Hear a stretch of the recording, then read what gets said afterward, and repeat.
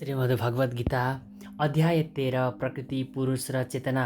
अर्जुन उवाच प्रकृतिं पुरुषं चैव क्षेत्रं क्षेत्रज्ञमेव च एतद्वेत्ति तुमिच्छामि ज्ञानं ज्ञेय च केशव। श्री भगवान् उवाच इदं शरीरं कौन्तेय क्षेत्रमित्याभिधीयते एतद्वेत्ति तं प्राहुः क्षेत्रज्ञ इति तद्विदः। अर्जुनले भने, हे कृष्ण, म प्रकृति र पुरुष, क्षेत्र र क्षेत्रज्ञता, ज्ञान र ज्ञेयका बारेमा जान्न चाहन्छु। भगवानले भन्नुभयो, हे कुन्ती पुत्र, यो शरीरलाई क्षेत्र भनिन्छ र यो क्षेत्र जान्नेलाई क्षेत्रज्ञ भनिन्छ। अर्जुनले प्रकृति, पुरुष, क्षेत्र, क्षेत्रज्ञ, ज्ञान र ज्ञेयका विषयमा जान्न चाहन्थे। त्यसैले उनले यी सबै विषयका बारेमा प्रश्न गरे। उनको प्रश्नको उत्तर दिँदै भगवानले भन्नुभयो, यो शरीरलाई नै क्षेत्र भनिन्छ र जसले यो शरीरको बारेमा जान्दछ त्यसलाई क्षेत्रज्ञ भनिन्छ। यो शरीर बद्ध जीवका लागि कर्म क्षेत्र हो। बद्ध जीव सांसारिक प्रपञ्चमा बाँधिएको छ तापनि ऊ भौतिक प्रकृतिमाथि आफ्नो स्वामित्व जमाउने प्रयत्न गरिरहन्छ। यसरी प्रकृतिमाथि स्वामित्व कायम गर्ने क्षमता अनुसारको कर्म क्षेत्र उसले प्राप्त गर्दछ। त्यो कर्म क्षेत्र भन्नु नै शरीर हो। यो शरीर के हो त? वास्तवमा यो शरीर इन्द्रियहरूद्वारा बनेको छ। बद्ध जीवले इन्द्रिय तृप्तिको चाहना राख्दछ र इन्द्रियलाई सन्तुष्ट पार्नको निमित्त उसले भोग गर्न सक्ने क्षमता अनुसार नै उसले कर्म क्षेत्र वा शरीर प्राप्त गर्दछ। त्यसैले यो शरीर बद्ध जीवका लागि शरीर क्षेत्र वा कर्म क्षेत्र हो।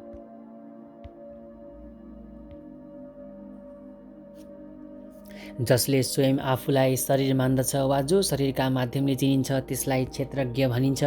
क्षेत्र र क्षेत्रज्ञ अर्थात् शरीर र शरीरको ज्ञाता बीचको अन्तर बुझ्नु त्यति कठिन छैन। बाल्यावस्थादेखि वृद्धावस्थासम्म पुग्दा शरीरमा विभिन्न परिवर्तनहरू हुन्छ, तैपनि व्यक्ति उही नै रहन्छ। यस किसिमको विचार जोसुकैले पनि गर्न सक्दछन्। यसरी हेर्दा कर्म क्षेत्र र वास्तविक कर्म क्षेत्रको ज्ञाताका बीचमा भिन्नता देखिन्छ। बद्ध जीवलाई पनि म शरीरभन्दा भिन्न तत्त्व हुँ भन्ने ज्ञान हुन्छ। गीताको प्रारम्भमा भनिएको छ, देहिनोऽस्मिन् अर्थात् जीवात्मा शरीरभित्र छ र शरीर बालकबाट कुमार हुँदा, कुमारबाट तरुण हुँदा र तरुणबाट वृद्ध हुँदा परिवर्तन भइरहन्छ। शरीरधारीले पनि शरीर परिवर्तित भइरहेछ भन्ने कुरा बुझेको हुन्छ। अतः शरीरको स्वामी नै यथार्थमा क्षेत्रज्ञ हो।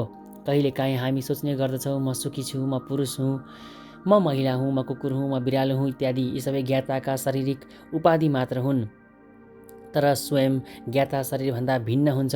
हामीले विभिन्न प्रकारका वस्तुहरू प्रयोगमा ल्याउँदछौँ, जस्तै लुगा, कपडा इत्यादि। तैपनि हामी यी वस्तुहरूभन्दा भिन्न हौँ भन्ने कुरा हामीले बुझेका हुन्छौँ। यसै गरी अलिकति गहिरिएर विचार गर्नासाथ हामीलाई हाम्रो शरीरभन्दा हामी भिन्न तत्त्व हौँ भन्ने जानकारी भइहाल्दछ। म वा तपाईँ वा अरू कोही जसले शरीर धारण गरेको छ त्यसलाई क्षेत्रज्ञ भनिन्छ। अर्थात् उस शरीररूपी कर्म क्षेत्रको ज्ञाता हो र यो शरीर साक्षात् कर्म क्षेत्र हो। भगवद्गीताका प्रारम्भिक 6वटा अध्यायहरूमा शरीरको ज्ञाता जीवका बारेमा र जुन अवस्थामा रहेर जीवले भगवानलाई जान्न सक्दछ त्यस विषयको वर्णन गरिएको छ। मध्यवर्ती 6वटा अध्यायहरूमा भगवानका विषयमा र भगवानसँग जीवात्माको सम्बन्धका विषयमा अनि भगवत भक्तिका विषयमा वर्णन गरिएको छ।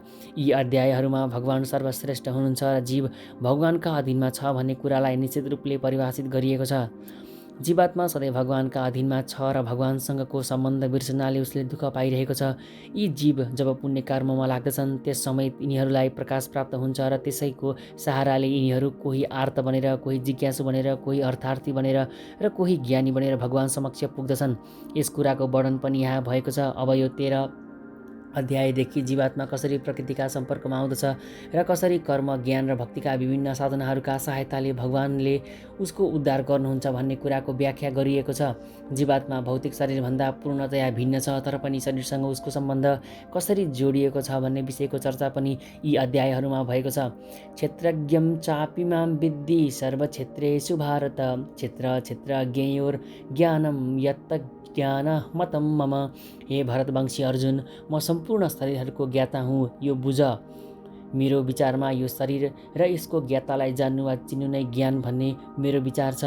शरीरको ज्ञाता, आत्मा अनि परमात्माको व्याख्या गर्ने क्रममा भगवान, जीवात्मा र पदार्थ यी 3 कुराहरू पाउँदछौँ। प्रत्येक कर्मक्षेत्रमा अर्थात् प्रत्येक शरीरमा 2वटा आत्मा हुन्छन्, जीवात्मा र परमात्मा।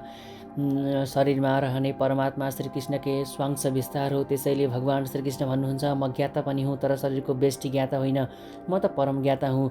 म हरेक शरीरमा परमात्माको रूपमा विद्यमान रहन्छु, जसले भगवद् गीताका माध्यमबाट यो क्षेत्र तथा क्षेत्रज्ञका विषयमा सूक्ष्म तरिकाले अध्ययन गर्दछ त्यसलाई यो ज्ञान प्राप्त हुन सक्दछ। भगवान भन्नुहुन्छ, म प्रत्येक शरीर रूपी कर्म क्षेत्रको ज्ञाता हुँ। व्यक्ति आफ्नो शरीरको ज्ञाता त हुन सक्दछ, तर अन्य सबै शरीरको ज्ञाता हुन सक्दैन। सम्पूर्ण शरीरहरूमा परमात्माका रूपमा विराजमान हुनुहुने भगवानले सम्पूर्ण शरीरका बारेमा जान्नुहुन्छ। भगवान विभिन्न योनिका जीवहरूका सबै शरीरका ज्ञाता हुनुहुन्छ। एउटा नागरिकलाई आफ्नो सानो घर जग्गाको बारेमा मात्र जानकारी हुन्छ, तर राजालाई आफ्नो महल र भूखण्डको मात्र नभएर सबै नागरिकहरूका भूसम्पत्तिको जानकारी हुन्छ। यसरी हेर्दा हरेक प्राणी आफ्ना शरीरका स्वामी देखिन्छन्, तर परमेश्वर सम्पूर्ण शरीरहरूका अधिपति हुनुहुन्छ। राजा आफ्नो राज्यको सर्वश्रेष्ठ तथा मूल अधिपति हुन्छ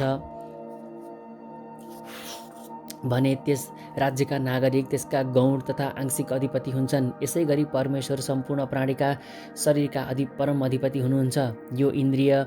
यो शरीर इन्द्रियहरूद्वारा निर्मित छ, तथा परमेश्वर इन्द्रियहरूका नियन्त्रक अर्थात् ऋषिकेश हुनुहुन्छ। यसरी राज्यसत्ताको मूल नियन्त्रक राजा हुन्छ र अन्य नागरिकहरू त्यसका गौण नियन्त्रक हुन्छन्। त्यसै गरी भगवान सम्पूर्ण इन्द्रियहरूका मूल नियन्त्रक हुनुहुन्छ। भगवान भन्नुहुन्छ, म ज्ञाता पनि हुँ। त्यसको तात्पर्य उहाँ परम ज्ञाता हुनुहुन्छ। जीवात्माले त केवल आफ्नो विशेष शरीरका विषयमा मात्र जान्दछ। वैदिक ग्रन्थहरूमा यस प्रकारको वर्णन पाइन्छ। क्षेत्राणि हि शरीराणि बीजं चापि शुभाशुभे तानि वेत्ति स योगात्मा तत क्षेत्रज्ञ उच्यते। यो शरीरलाई क्षेत्र भनिन्छ र यसभित्र यस शरीरको स्वामी आत्मा र साथमा परमात्माको पनि निवास रहेको हुन्छ। परमात्मा शरीर र शरीरको स्वामी आत्मा दुवैका ज्ञाता हुनुहुन्छ। त्यसैले परमेश्वरलाई सम्पूर्ण क्षेत्रका ज्ञाता भनिन्छ। कर्म क्षेत्र के हो, कर्मको ज्ञाता के हो, सम्पूर्ण कर्मका परम ज्ञाता को हो, अनि यिनका बीचमा के अन्तर छ, यी कुराहरूको वर्णन अब गरिन्छ।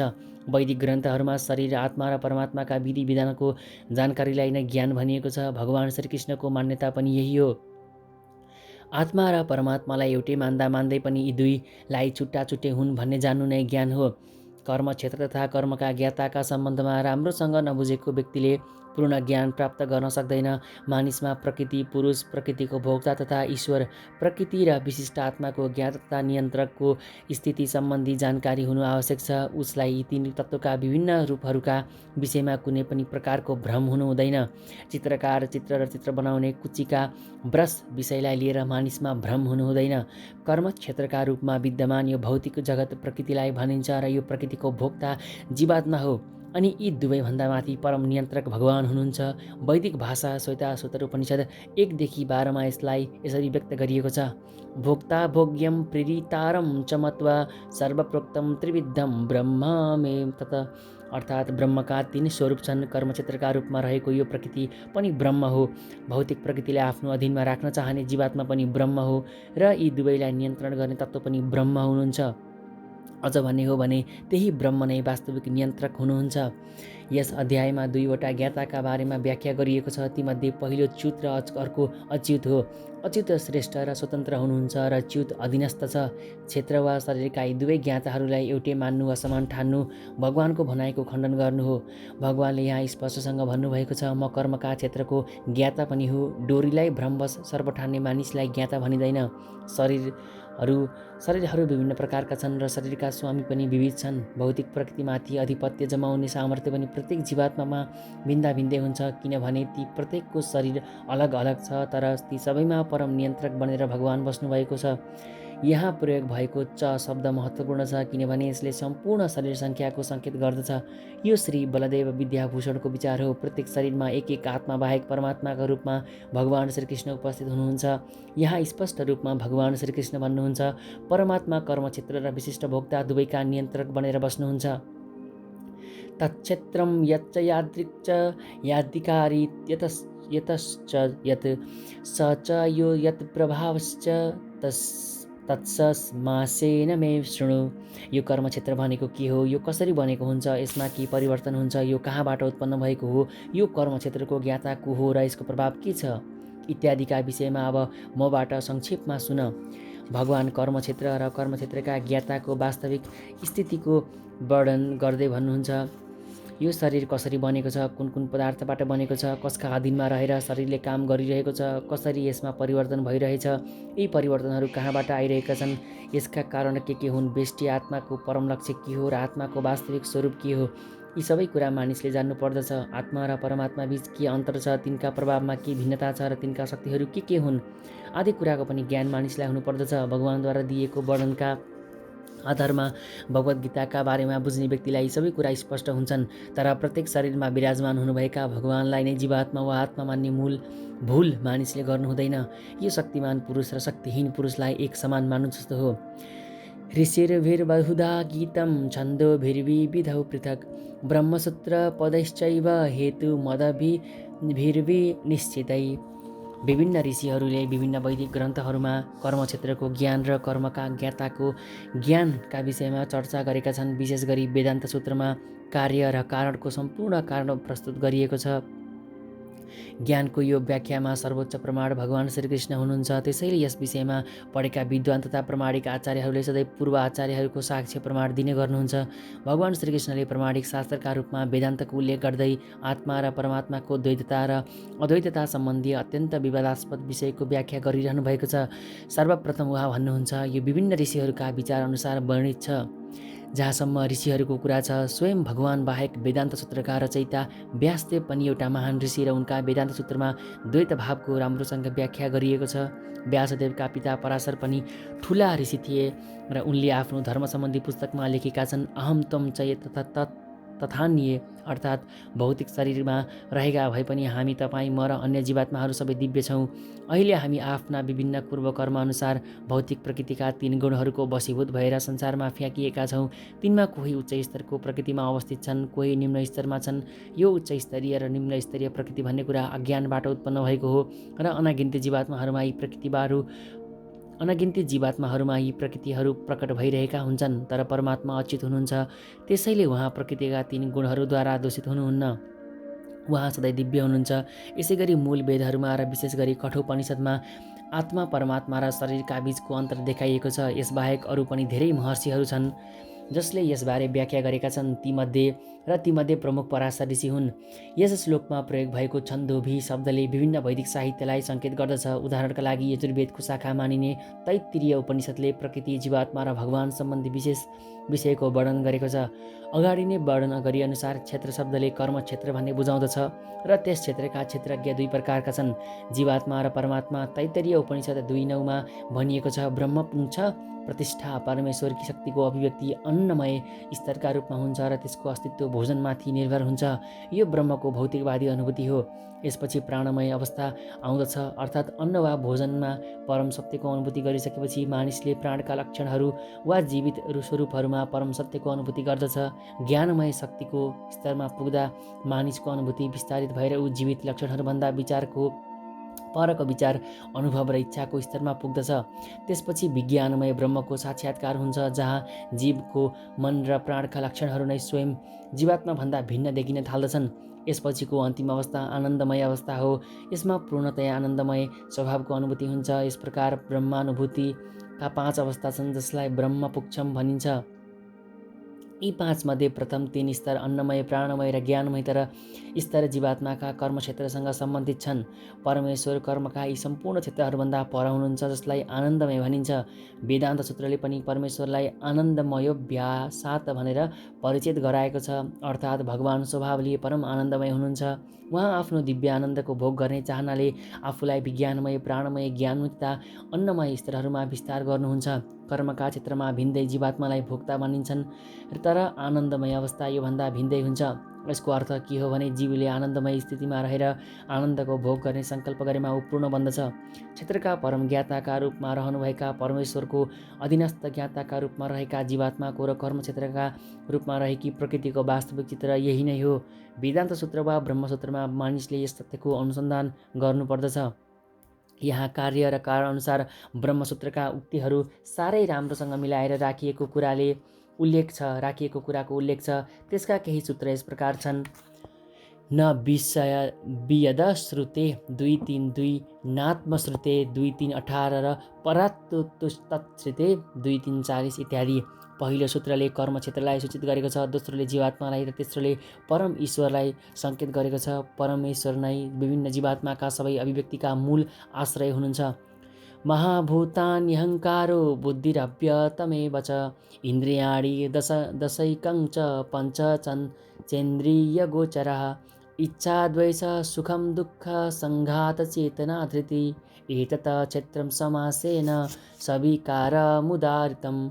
पञ्चमहाभूत, अहङ्कार, बुद्धि, अव्यक्त प्रकृति, 10 इन्द्रिय, मन, 5वटा इन्द्रियहरूका विषयहरू, इच्छा, द्वेष, सुख, दुःख, समष्टि, सङ्घात, प्राणशक्ति, जीवनको लक्षण र धैर्य, यी सबैलाई सारांशमा कर्म क्षेत्र तथा यसका अन्तर्क्रियाहरू मानिन्छन्।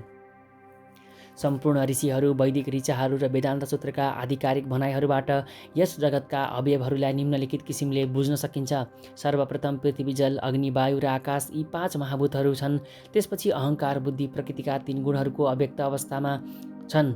अनि 5 ज्ञानेन्द्रियहरू आँखा, कान, नाक, जिब्रो र छाला छन्। त्यसपछि 5 कर्मेन्द्रियहरू बाँडी, हात, गोडा, जनेन्द्रिय र गुदा छन्। यी सबैभन्दा माथि मन विद्यमान छ। भित्र रहने हुनाले मनलाई अन्त इन्द्रिय पनि भन्न सकिन्छ। यसरी मनलसहित सबै इन्द्रियहरूको सङ्ख्या 11 छ। त्यसपछि इन्द्रियहरूका 5 विषयहरू पञ्चतन्मात्रा, गन्ध, रस, रूप, स्पर्श र शब्द हुन्।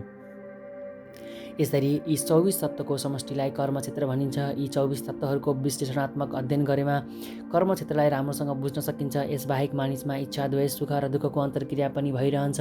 यिनले स्थूल शरीरका पञ्चमहाभूतहरूको प्रतिनिधित्व गरिरहेका हुन्छन्। चेतना र धैर्यद्वारा प्रतिनिधित्व गरिएको जीवनशक्ति, जीवन लक्षण सूक्ष्म शरीर अर्थात् मन, बुद्धि र अहङ्कारको अभिव्यक्ति हो। यी सूक्ष्म तत्त्वहरू पनि कर्मक्षेत्रमा समावेश हुन्छन्। पञ्चमहाभूत अहङ्कारका स्थूल अभिव्यक्ति हुन्। यिनले अहङ्कारको प्राथमिक अवस्थाको प्रतिनिधित्व गर्छन्।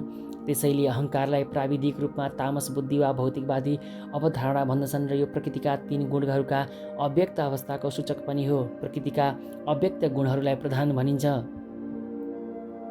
उपर्युक्त 24 तत्त्वहरूलाई तिनका अन्तर्क्रिया सहित राम्ररी बुझ्न चाहने व्यक्तिले दर्शनशास्त्रको विस्तृत अध्ययन गर्नुपर्दछ। भगवद् गीतामा त्यसको सारांश मात्र दिएको छ। शरीर यी सम्पूर्ण तत्त्वहरूको अभिव्यक्ति हो। शरीर परिवर्तनशील हुन्छ। शरीरमा हुने यस्ता परिवर्तनहरू 6 प्रकारका छन्। शरीर जन्मन्छ, बढ्दछ, केही समय रहन्छ, केही सह उत्पादन गर्छ, अनि बिस्तारै क्षीण हुँदै जान्छ र अन्त्यमा समाप्त हुन्छ। त्यसैले क्षेत्र अस्थायी भौतिक वस्तु हो र क्षेत्रज्ञ अर्थात् क्षेत्रको ज्ञाता यसको सञ्चालक हुनुहुन्छ। त्यसैले क्षेत्र र क्षेत्रज्ञमा भिन्नता छ। अमानित्व मदम्बित्व महिषां क्षान्तिरार्जवम् आचार्योपासनं शौचं स्थैर्यमात्मविनिग्रहम् इन्द्रियार्थेषु वैराग्य मनहङ्कार एव च जन्म मृत्यु जरा व्याधि दुःख दोषानुदर्शनम् असक्तिरनभिष्वङ्ग पुत्रदार गृहहृदिषु नित्यं च समचित्त्वमिष्टानिष्टोपपतिषु मयि चानन्ययोगेन भक्तिरभ्यभिचारिणी विभक्तदेशसेवित्व मरतिर्जन संसदि अध्यात्मज्ञाननित्यं तं तत्त्वज्ञानार्थदर्शनम् एतज्ज्ञानमिति प्रोक्तमज्ञान यदतोऽन्यथा।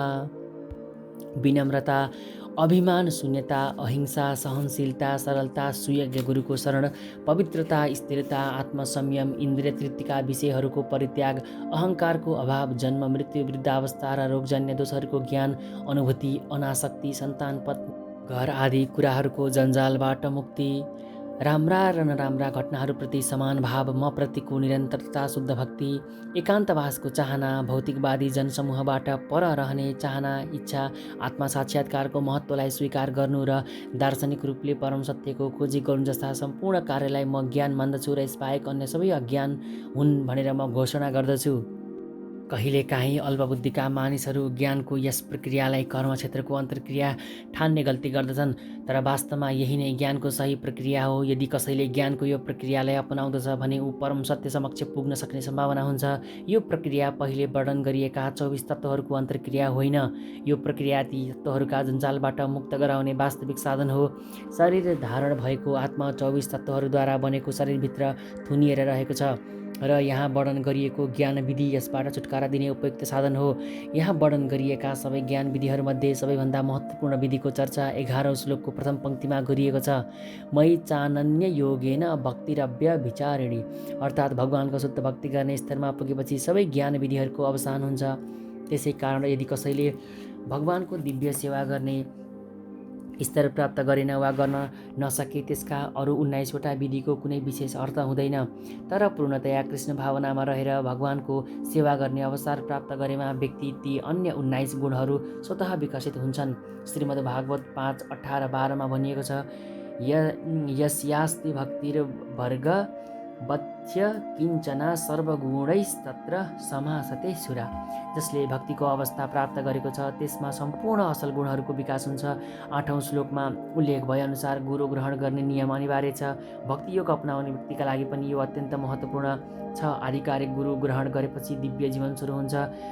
यहाँ भगवान श्रीकृष्ण स्पष्ट भन्नुहुन्छ, ज्ञानको यो प्रक्रिया नै वास्तविक मार्ग हो र यसभन्दा पर कल्पना गरिएका जे जति कुरा छन् ती सबै निरर्थक हुन्। यहाँ प्रस्तुत गरिएको ज्ञानको रूपरेखाको विश्लेषण निम्नलिखित तरिकाले गर्न सकिन्छ। विनम्रताको अर्थ अरूद्वारा सम्मानित भएर सन्तुष्टि लिन चाहने नहुनु। भौतिकवादी जीवनको दृष्टिले हामीलाई अरूबाट सम्मान प्राप्त गर्न अति उत्सुक बनाएको हो, तर म शरीर होइन भन्ने पूर्ण ज्ञान प्राप्त गरेका मानिसका दृष्टिमा शरीरसँग सम्बन्धित मान अपमान जस्ता कुराको व्यर्थ प्रमाणित हुन्छन्। मानिस भएपछि यी सांसारिक छल कपटप्रति मात्र इच्छुक हुनु हुँदैन। धेरै मानिसहरू आफ्नो धर्ममा प्रसिद्धि प्राप्त गर्न अत्यन्त उत्सुक हुन्छन्। परिणामस्वरूप यस्ता मानिसहरू कहिलेकाहीँ धर्मको सिद्धान्त नबुझेर नै यस्ता धार्मिक समूहमा प्रवेश गर्दछन् जसले स्वयं पनि वास्तविक धर्मका नियमहरूको पालन गर्दैनन्, तर धार्मिक गुरु वा सल्लाहकारका रूपमा आफ्नो प्रचार गर्न चाहन्छन्। जहाँसम्म अध्यात्म विज्ञानमा वास्तविक प्रगतिको कुरा छ, त्यसका लागि मानिसले स्वयं आफूलाई म कतिको प्रगति गर्दैछु भनेर परीक्षण गर्नुपर्दछ। यी विधिहरूद्वारा उसले आफ्नो परीक्षा स्वयं गर्न सक्दछ। सामान्यतया कसैलाई नमार्नु वा कसैको शरीर नष्ट नगरिदिनुलाई अहिंसा भन्ने गरिन्छ, तर अहिंसाको वास्तविक अर्थ अरूलाई कष्ट नदिनु हो वा दुःखी नबनाउनु हो। साधारण मानिसहरू जीवनको भौतिकवादी धारणा रूपी ज्ञानको बन्धनमा परेका हुन्छन् र निरन्तर सांसारिक कष्ट भोगिरहेका हुन्छन्। जनसमुदायलाई आध्यात्मिक ज्ञानतिर अभिमुख नगराउन्जेल मानिसले हिंसाको अभ्यास गरिरहेको मानिन्छ। मानिसले सकेसम्म समाजमा वास्तविक ज्ञान वितरण गर्ने प्रयत्न गर्नुपर्दछ, जसद्वारा ती मानिसहरू प्रबुद्ध हुन सकुन् र यो भौतिक जन्जाललाई त्याग्न सकुन्। यही नै अहिंसा हो। सहनशीलताको तात्पर्य अरूद्वारा गरिएको अपमान र तिरस्कारलाई सहन सक्नु हो। आध्यात्मिक ज्ञानको विकासमा लागेका व्यक्तिले अरूबाट हुने विभिन्न अपमान र तिरस्कारको सामना गर्नुपर्दछ। यो अपेक्षित वा स्वाभाविक हो, किनभने भौतिक प्रकृतिको बनोट नै त्यस्तै प्रकारको छ। प्रहलाद केवल 5 वर्षका थिए तैपनि आध्यात्मिक ज्ञानको विकासमा लागेको हुनाले उनी विपत्तिमा परे, किनभने उसका पिता भगवत भक्तिका विरोधी थिए। प्रहलादलाई उनका पिताले विभिन्न उपायले मार्न खोजे, तर प्रहलादले त्यो सबै सहन गरे। अतः आध्यात्मिक ज्ञानको विकास गर्ने कार्यमा विभिन्न विघ्न बाधा आइपर्न सक्दछन्, तर हामी सहनशील भएर सङ्कल्पका साथ निरन्तर प्रगतिपथमा अघि बढिरहनु पर्दछ। कुनै पनि कूटनीति नअपनाई आफ्ना शत्रुलाई समेत वास्तविक सत्य उद्घाटित गरिदिन सक्ने गरी सरल हुनु नै सरलता हो।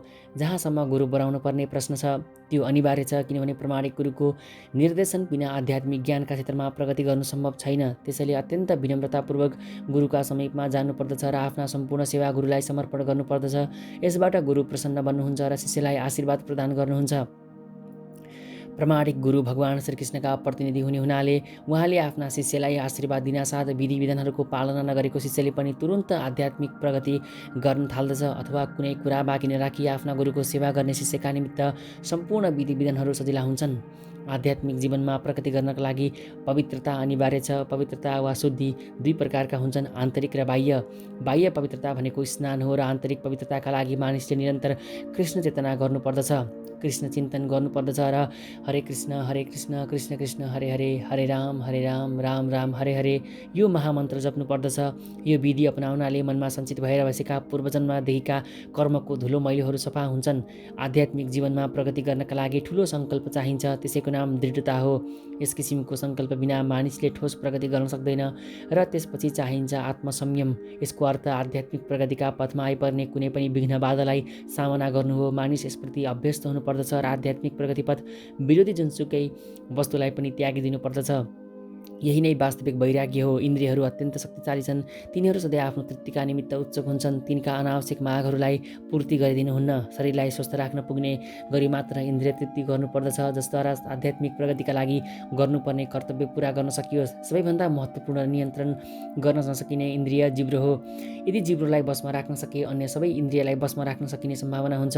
स्वाद लिनु र ध्वनि उच्चारण गर्नु जिब्रोका दुई कार्य छन्, अतः व्यवस्थित रूपले जिब्रोलाई भगवान श्रीकृष्णको चिट्ट प्रसादको रूपमा लिनमा प्रसादको स्वाद लिनमा र हरे कृष्ण महामन्त्रको कीर्तन गर्ने कार्यमा लगाउनु पर्दछ। जहाँसम्म आँखाको कुरा छ तिनलाई भगवान श्रीकृष्णको सुन्दर श्री विग्रहको अरू कुनै श्री विग्रह बाहेक अरू कुनै पनि वस्तु हेर्न दिनुहुन्न। यसरी आँखालाई नियन्त्रण गर्न सकिन्छ। त्यसै गरी कानलाई कृष्ण कथा सुन्ने कार्यमा लगाउनु पर्दछ र नाकलाई भगवान श्रीकृष्णलाई अर्पण गरेका फुलहरूको सुगन्ध लिन लगाउनु पर्दछ। भगवत भक्तिको विधि यही हो र यहाँ के पनि बुझ्नु पर्दछ भने भगवत गीताले केवल भक्ति विज्ञानको मात्र प्रतिपादन गरिरहेको छ। भगवत भक्ति नै यसको प्रमुख एवं एकमात्र लक्ष्य हो। भगवत गीताका बुद्धिहीन भाष्यकारहरू पाठकको मनलाई अरू विषयतिर मोड्ने प्रयास गर्दछन्, तर भगवत गीतामा भक्तिबाहेक अरू कुनै विषय नै छैन। झुटो अहङ्कारको अर्थ शरीरलाई आत्मा मान्नु हो। जब मानिसले म आत्मा हुँ, शरीर होइन भन्ने कुरा बुझ्दछ अनि मात्र ऊ वास्तविक अहममा आइपुग्दछ। मानिसमा अहङ्कार हुन्छ नै, तर झुटो अहङ्कारको मात्र यहाँ निन्दा गरिएको छ, वास्तविक अहङ्कारको होइन। वैदिक साहित्य अर्थात् बृहदारण्यक उपनिषद 1:4-10 भनिएको छ, अहम ब्रह्मास्मि अर्थात् म ब्रह्म हुँ, म आत्मा हुँ। यो म हुँ भन्ने आत्मभाव वा अहम भाव आत्म साक्षात्कारको मुक्त अवस्थामा पनि विद्यमान हुन्छ। हुन त यो म हुँ भन्ने भाव अहङ्कार हो, तर यो म हुँको भाव जब शरीरका लागि लागू गरिन्छ तब त्यो झुटो अहङ्कार हुन बन्दछ। तर यदि त्यो आत्मभाव वास्तविक तत्त्वका लागि प्रयोग गरिन्छ त्यो वास्तविक अहङ्कार बन्दछ। केही दार्शनिकहरू भन्ने गर्दछन् हामीले आफ्नो अहङ्कार त्याग्नु पर्दछ, तर वास्तवमा हामी हाम्रो अहङ्कार त्याग्न सक्दैनौँ, किनभने अहङ्कारको अर्थ स्वरूप वा आत्मपरिचय हो। हामीले शरीरसँग जोडिएको आत्मभावलाई अवश्य त्याग्नु पर्दछ। मानिसले जन्म, मृत्यु, वृद्धावस्था र रोगव्याधिलाई स्वीकार गर्दा हुने कष्टलाई बुझ्ने प्रयास गर्नुपर्दछ। विभिन्न वैदिक ग्रन्थहरूमा जन्म सम्बन्धी वर्णनहरू पाइन्छन्। श्रीमद् भागवतममा जन्मनुभन्दा पूर्वको स्थिति, माताका गर्भमा हुने बच्चाको स्थिति, उसका कष्टहरू इत्यादि आदि सबै कुराको अत्यन्त स्पष्ट वर्णन गरिएको छ। जन्म अत्यन्त कष्टपूर्ण हुन्छ भन्ने कुरा राम्रोसँग बुझ्नुपर्दछ। आमाको गर्भमा रहँदा कति कष्ट हुन्छ भन्ने कुरा हामीले बिर्सेका छौँ। हामीले बारम्बार दोहोरिने जन्म र मृत्युको कुनै समाधान पाएका छैनौँ। त्यसै गरी मृत्युका समयमा पनि सबै प्रकारका कष्टहरू सहन पर्दछ। यी सबै कुराको उल्लेख हाम्रा प्रामाणिक शास्त्रहरूमा गरिएको छ। यी कुराहरूको विवेचना हुनुपर्दछ। जहाँसम्म रोग र वृद्धावस्थाको सम्बन्ध छ, सबैलाई यसको व्यवहारिक अनुभव छ। रोगी हुनु र बुढो हुनु कोही चाहँदैन र यसबाट बच्ने कुनै उपाय पनि छैन। जबसम्म हामी जन्म, मृत्यु, वृद्धावस्था र रोग जस्ता कुरालाई दुःखका विषय ठान्दै यो भौतिक जीवनप्रति निराशावादी दृष्टिकोण बनाउँदैनौँ, तबसम्म आध्यात्मिक जीवनमा प्रगति गर्न उत्साह पाउन सक्दैनौँ। जहाँसम्म छोराछोरी, पत्नी तथा घरबाट विरक्त हुने कुरा छ, यसको अर्थ यी कुराहरूका लागि कुनै भावना नै उठाउनु हुँदैन भन्ने होइन। यी वस्तुहरू स्नेहका प्राकृतिक वस्तु हुन्, तर जब घर परिवार आध्यात्मिक प्रगतिका लागि अनुकूल बन्दैन त्यस समय ती कुराबाट विरक्त हुनुपर्दछ। घरलाई सुखमय बनाउने सर्वश्रेष्ठ उपाय नै कृष्ण भावना हो। यदि कुनै व्यक्ति पूर्णतः कृष्ण भावना भावित भए उसले आफ्नो घरलाई अत्यन्त सुखमय बनाउन सक्दछ, किनभने यो विधि धेरै सजिलो छ। मानिसले केवल हरे कृष्ण कृष्ण कृष्ण हरे हरे, हरे राम राम राम हरे हरे मन्त्र जप्ने, भगवान श्रीकृष्णलाई अर्पण गरेको चिट्ट प्रसाद ग्रहण गर्ने, भगवत गीता तथा श्रीमद् भागवत जस्ता ग्रन्थहरूको चर्चा गर्ने र आफूलाई भगवानका श्री विग्रहको पूजामा लगाइराख्ने गरे मात्र पनि पुग्दछ। यी 4 कुराले मानिसलाई सुखी बनाउँदछ। त्यसैले आफ्ना परिवारका सदस्यहरूलाई पनि यिनै कुराको तालिम दिनुपर्दछ। बिहान र बेलुका परिवारका सबै सदस्यहरू सँगै बसेर हरे कृष्ण कृष्ण कृष्ण हरे हरे, हरे राम राम राम हरे हरे यो महामन्त्र जप्नु पर्दछ। यदि कसैले कृष्ण भावनाको विकास गर्न 4 नियमहरूको पालन गर्दै आफ्ना परिवारलाई पनि उपयुक्त किसिमले यसतर्फ मोड्न सके त्यसलाई गृहस्थ जीवन छोडेर सन्यास ग्रहण गर्ने आवश्यकता छैन। आध्यात्मिक उन्नति गर्नका लागि यदि घर परिवार अनुकूल र उपयुक्त नभए मात्र गृहस्थ जीवन त्यागिदिनुपर्छ। मानिसले अर्जुनले जस्तै भगवान श्रीकृष्णको सेवा वा श्रीकृष्णको अनुभूति गर्नका लागि हरेक कुराको बलिदान गर्नुपर्दछ। अर्जुन आफ्ना पारिवारिक सदस्यहरूलाई मार्न चाहँदैनथे, तर जब उनले आफ्ना पारिवारिक सदस्यहरू नै भगवान श्रीकृष्णको साक्षात्कार गर्ने कुरामा अवरोध भइरहेको बुझे, उनले श्रीकृष्णको निर्देशन मान्दै लडाइँ गरेर तिनीहरूको वध पनि गरे। यी सबै विषयमा मानिस पारिवारिक जीवनका सुख दुःखबाट विरक्त हुनुपर्दछ, किनभने यस संसारमा न कोही पूर्ण सुखी हुन सक्दछ न पूर्ण दुखी नै। सुख र दुःख भौतिक जीवनका एकैसाथ हिँड्ने तत्त्व हुन्।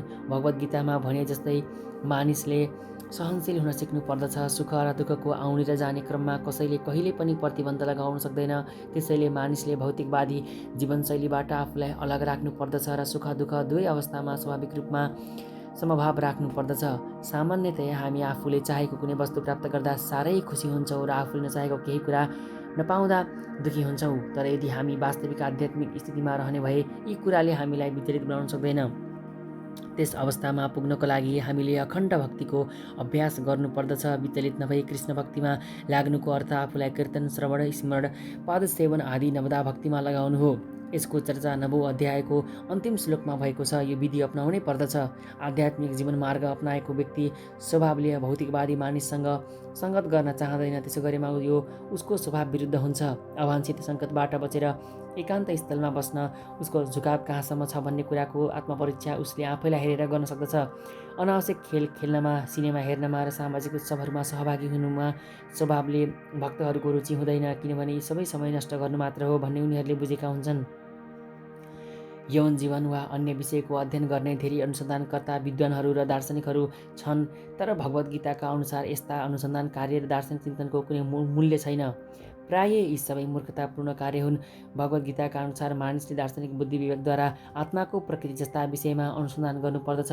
आत्मालाई बुझ्नका निमित्त अनुसन्धान गर्नुपर्दछ। यहाँ यही कुराको निर्देशन दिएको छ। जहाँसम्म आत्मा साक्षात्कारको विषय छ, त्यस सम्बन्धमा यहाँ भक्ति योग नै विशेष रूपले व्यवहारिक हुने कुराको स्पष्ट वर्णन छ। भक्तिको प्रश्न उठ्नासाथ मानिसले आत्मा र परमात्मा बीचको सम्बन्धबारे विचार गर्नुपर्दछ। व्यष्टि आत्मा र परमात्मा एउटै हुन सक्दैन। त्यसमा पनि भक्ति योग वा जीवनको भक्तिमय अवधारणामा त यस्तो हुनै सक्दैन। परमात्मा प्रति व्यष्टि आत्माको यो सेवा शाश्वत हो, नित्य हो भन्ने कुरा यहाँ स्पष्ट बनाइएको छ। अतः भक्ति शाश्वत वस्तु हो। मानिस यही दृढ दार्शनिक धारणामा स्थिर रहनु पर्दछ। श्रीमद् भागवत 1:2:11 सविस्तार भनिएको छ। वदन्ति तत्तत्त्व विदस्तत्त्वं यज्ञानमद्वयम्, अर्थात् परम सत्यका वास्तविक ज्ञाताहरू जान्दछन् ब्रह्म, परमात्मा र भगवान यी तीन रूपमा परम सत्यको अनुभूति गर्न सकिन्छ। परम सत्यको साक्षात्कारमा भगवानको अनुभूति सर्वश्रेष्ठ र अन्तिम अनुभूति हो। त्यसैले मानिस भगवानलाई बुझ्न सक्ने अवस्थासम्म पुग्नु पर्दछ र अनि भगवानको भक्तिमा लागिरहनु पर्दछ। यही नै ज्ञानको पूर्णता हो। विनम्रताको अभ्यासदेखि परम सत्य वा परम पुरुष भगवानको साक्षात्कारसम्म पुग्ने यो विधि भुइँतलाबाट सुरु भएर सबैभन्दा माथिल्लो तलासम्म पुग्ने सिँढी जस्तै हो। अहिले यो सिँढीमा धेरै मानिसहरू छन्। कोही पहिलो खुट्किलामा पुगेका छन्, कोही दोस्रो खुट्किलामा पुगेका छन् र कोही तेस्रोमा छन्। जबसम्म कुनै मानिस भगवान श्रीकृष्णको ज्ञान रूपी सबैभन्दा माथिल्लो खुट्किलासम्म पुग्दैन, तबसम्म उसलाई ज्ञानको तल्लो तहमा रहेको मान्नु पर्दछ। यदि कसैले भगवानसँग प्रतिस्पर्धा गर्न चाहन्छ र साथै आध्यात्मिक ज्ञानको विकास पनि गर्न चाहन्छ, ऊ निराश हुनेछ। स्पष्ट भनिएको छ, विनम्रता बिना ज्ञान आर्जन गर्नु वास्तवमा सम्भव छैन। आफूलाई ईश्वर ठान्नु सबैभन्दा ठुलो अभिमान हो। जीवात्माहरू सधैँ प्रकृतिका कठोर नियमद्वारा लात हानिएका छन्, तैपनि अहङ्कारले गर्दा तिनीहरू आफूलाई म ईश्वर हुँ भन्ने ठान्दछन्। त्यसैले ज्ञानको प्रारम्भ भनेको अमानित्व अर्थात् विनम्रता हो। मानिसले विनम्र हुनु पर्दछ र आफूलाई भगवानको अधीनस्थ छु भन्ने ठान्नु पर्दछ। परमेश्वरका विरुद्ध विद्रोह गरेको कारणले मानिस प्रकृतिका अधीनमा पुग्ने गर्दछ। अतः मानिसले यो सत्यको बोध गर्नु पर्दछ र यसप्रति विश्वस्त पनि हुनुपर्दछ। ज्ञेयं यत्तत् प्रवक्ष्यामि यज्ञात्वा मृतमश्नुते अनादिमत् परं ब्रह्म न सत्तन्नासदुच्यते। अब म तिमीलाई जान्नुपर्ने विषयका बारेमा भन्दछु, जुन कुरा जानेपछि तिमीले नित्य अमृत तत्त्वको आस्वादन गर्नेछौ। मेरा अधीनमा रहेको अनादि ब्रह्म वा आत्मा यो भौतिक संसारको प्रभाव र कारणभन्दा पर छ। भगवानले यहाँ कर्म क्षेत्र र क्षेत्रज्ञको व्याख्या गर्नुभएको छ। उहाँले क्षेत्रज्ञका क्रियाकलापलाई जान्ने विधिको पनि वर्णन गर्नुभएको छ। अब उहाँ ज्ञेय अर्थात् जान्न योग्य विषयको व्याख्या प्रारम्भ गर्नुहुन्छ। ती विषय हुन् आत्मा र परमात्मा। आत्मा र परमात्मा यी दुवैको ज्ञाताको ज्ञान पाएर मानिसले जीवनको अमृत चाख्न चाहन्छ। दोस्रो अध्यायमा भनिएको छ, जीवात्मा नित्य छ। यही कुराको पुष्टि यहाँ पनि भएको छ। जीवात्मा कहिले जन्मियो त्यसको निश्चित तिथि छैन। न त कसैले परमात्माबाट जीवात्मा प्रकट भएको इतिहास नै भन्न सक्दछ। त्यसैले यो अनादि हो।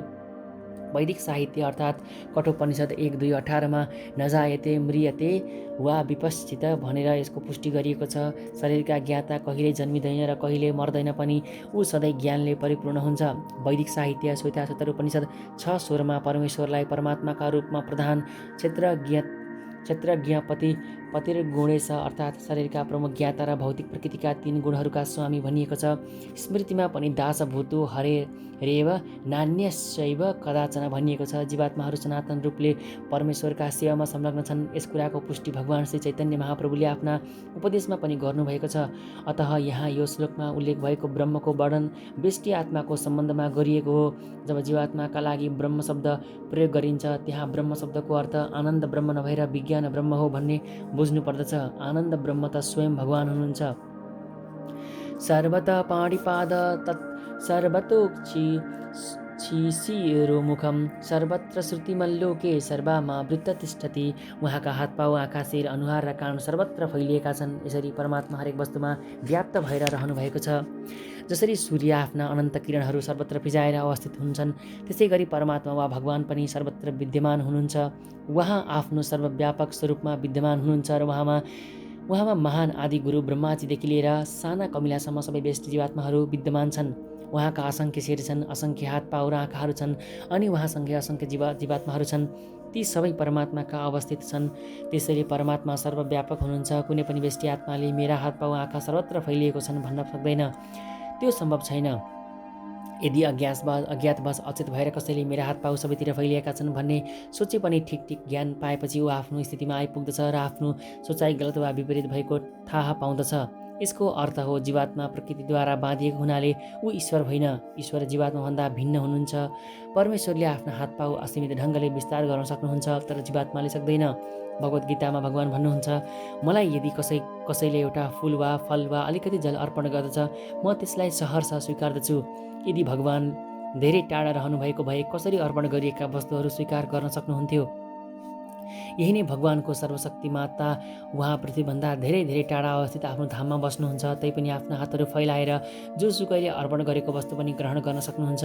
यो उहाँको शक्ति हो। ब्रह्म संहिता 5:37 भनिएको छ, गोलोक एव निवत्सत्य खिलात्मभूत, अर्थात् उहाँ आफ्नो दिव्यलोकमा बसेर सधैँ लीला गरिरहनुहुन्छ तैपनि उहाँ सर्वव्यापक हुनुहुन्छ। व्यष्टि जीवात्माले म सर्वव्यापक छु भन्ने दाबी गर्न सक्दैन। त्यसैले यो श्लोकको व्यष्टि जीवात्माको होइन परमात्मा वर्णन भगवानको वर्णन गरेको छ। सर्वेन्द्रिय गुणाभास सर्वेन्द्रिय विवर्जितम असक्तम सर्वभूभृचैव निर्गुणम गुणभोक्तृ च। परमात्मा सम्पूर्ण इन्द्रियहरूका मूल स्रोत भएर पनि इन्द्रिय विहीन हुनुहुन्छ। सम्पूर्ण जीवात्माका पालनकर्ता भएर पनि अनासक्त हुनुहुन्छ र प्रकृतिका गुणहरूभन्दा पर रहेर पनि सम्पूर्ण गुणहरूका स्वामी हुनुहुन्छ। परमेश्वर जीवात्माका सबै इन्द्रियहरूका मूल स्रोत हुनुहुन्छ तर उहाँसँग जीवात्माका जस्ता भौतिक इन्द्रियहरू छैनन्। वास्तवमा व्यष्टि जीवात्मासँग पनि आध्यात्मिक इन्द्रियहरू छन् तर तिनको जीवन बद्ध अवस्थामा भएकोले तिनका इन्द्रियहरू पनि भौतिक तत्त्वद्वारा ढाकिएका हुन्छन्। त्यसैले ती इन्द्रियका क्रियाकलापहरू पदार्थका माध्यमबाट देखा पर्दछन्। परमेश्वरका इन्द्रियहरू यस्ता भौतिक तत्त्वहरूद्वारा ढाकिएका हुँदैनन्। परमेश्वरका इन्द्रियहरू दिव्य हुन्छन् त्यसैले उहाँलाई निर्गुण भनिन्छ। गुणहरूको अर्थ हो भौतिक गुण तर उहाँका इन्द्रियहरू त्यस्ता भौतिक आवरणले ढाकिएका हुँदैनन्। यहाँ के कुरा बुझ्नु पर्दछ भने उहाँका इन्द्रियहरू हाम्रा जस्ता हुँदैनन्। परमेश्वर सम्पूर्ण इन्द्रियहरूबाट उत्पन्न क्रियाकलापका स्रोत हुनुहुन्छ तैपनि उहाँका इन्द्रियहरू दिव्य छन् त्यसैले ती प्रदूषण रहित छन्। श्वेताश्वतर उपनिषद 3:19 को अपाणिपादो जवनो ग्रहिता भन्ने श्लोकमा यसको निकै राम्रो व्याख्या भएको छ। भगवानका हातहरू भौतिक सङ्क्रमणबाट दूषित हुँदैनन्। उहाँका आफ्ना हातहरू छन् र तिनका माध्यमले उहाँ आफूलाई अर्पण गरिएका वस्तुहरू ग्रहण गर्नुहुन्छ। बद्ध जीवात्मा र परमात्मामा यही भिन्नता छ। परमात्मासँग भौतिक आँखा छैनन् तैपनि उहाँका आँखाहरू छन्, अन्यथा उहाँले कसरी देख्न सक्नुहुन्थ्यो? उहाँ भूत भविष्य र वर्तमानका हरेक कुरा देख्न सक्नुहुन्छ। उहाँ हरेक जीवात्माका हृदयमा निवास गर्नुहुन्छ। त्यसैले उहाँ हामीले भूतकालमा के गरेका थियौँ, वर्तमानमा के गरिरहेका छौँ र भविष्यमा के गर्नेछौँ भन्ने सबै कुरा जान्नुहुन्छ। यो कुराको पुष्टि पनि भगवत गीतामा गरिएको छ। उहाँ हरेक वस्तुलाई जान्नुहुन्छ र उहाँलाई कसैले जान्दैनन् भनिन्छ। परमेश्वरको हाम्रो जस्ता पाउ छैनन् तर उहाँ अन्तरिक्षमा विचरण गर्न सक्नुहुन्छ किनभने उहाँसँग दिव्य आध्यात्मिक पाउहरू छन्। अर्को शब्दमा भन्नुपर्दा भगवान निराकार हुनुहुन्न। उहाँसँग आफ्नो आँखा पाउ हात जस्ता यस्तै प्रत्येक अङ्ग छन्। हामी पनि भगवानका अंश भएकोले हामीसँग पनि अङ्गहरू छन् तर भगवानका हात पाउ आँखा तथा अन्य इन्द्रियहरू भौतिक प्रकृतिद्वारा प्रदर्शित छैनन्। भगवत गीताले पनि के पुष्टि गर्दछ भने भगवान प्रकट हुनुहुँदा आफ्नो अन्तरङ्गा शक्तिद्वारा जस्ताको तस्तै प्रकट हुनुहुन्छ। उहाँ भौतिक प्रकृतिद्वारा प्रदूषित हुनुहुन्न किनभने उहाँ भौतिक शक्तिका स्वामी हुनुहुन्छ। उहाँको सम्पूर्ण शरीर नै आध्यात्मिक छ भन्ने कुरा हामी वैदिक साहित्यमा पाउँदछौँ। उहाँको आफ्नो शाश्वत शरीर छ जसलाई सच्चित आनन्दमय विग्रह भनिन्छ। उहाँ सम्पूर्ण ईश्वरले परिपूर्ण हुनुहुन्छ। उहाँ सम्पूर्ण सम्पत्तिका स्वामी हुनुहुन्छ। यी सबै शक्तिका अधिपति हुनुहुन्छ। उहाँ सबैभन्दा बुद्धिमान हुनुहुन्छ र सम्पूर्ण ज्ञानले परिपूर्ण हुनुहुन्छ। यी भगवानका केही लक्षणहरू हुन्। उहाँ सम्पूर्ण जीवात्माका पालनकर्ता हुनुहुन्छ र सबै क्रियाकलापका साक्षी बन्नुहुन्छ। वैदिक साहित्यबाट हामी के पाउँदछौँ भने परमेश्वर सधैँ दिव्य हुनुहुन्छ। भगवानका शिर, मुख, हात, पाउ आदि सबै अङ्ग छन्, तैपनि तिनलाई हामी देख्न सक्दैनौँ। जब हामी पनि दिव्य स्थितिमा पुग्नेछौँ त्यस समय मात्रै हामी उहाँको रूप देख्न सक्दछौँ। हाम्रा इन्द्रियहरू भौतिक रूपले प्रदूषित भएका कारणले नै हामीले भगवानको रूपलाई देख्न सक्दैनौँ। त्यसै कारणले गर्दा निराकारवादीहरू भगवानलाई बुझ्न सक्दैनन्, किनभने तिनीहरू पनि भौतिकताबाट प्रभावित हुन्छन्।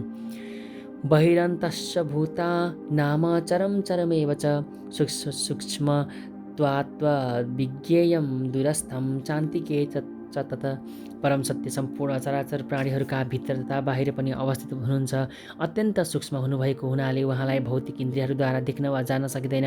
उहाँ धेरै टाढा हुनुहुन्छ, तैपनि सबैका लागि अत्यन्त नजिक पनि हुनुहुन्छ। वैदिक साहित्यबाट हामी के बुझ्दछौँ भने भगवान नारायण प्रत्येक जीवात्माका भित्र र बाहिर दुवैतिर निवास गर्नुहुन्छ। उहाँ भौतिक र आध्यात्मिक दुवै जगतमा उपस्थित रहनुहुन्छ। उहाँ धेरै धेरै टाढा भएर पनि हाम्रा नजिकै हुनुहुन्छ। यो वैदिक साहित्यको भनाइ हो।